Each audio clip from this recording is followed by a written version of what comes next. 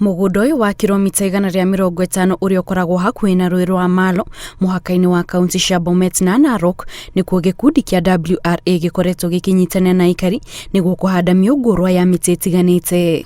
We are actually advocating for conservation of the Mau forest because without Mau there is no Mara.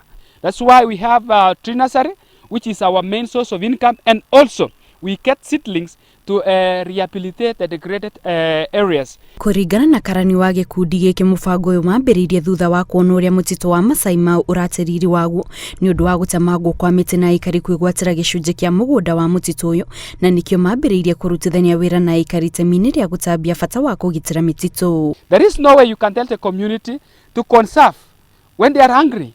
There is no way you can tell somebody not to cut the trees when they need money, when they need school fees for their kids.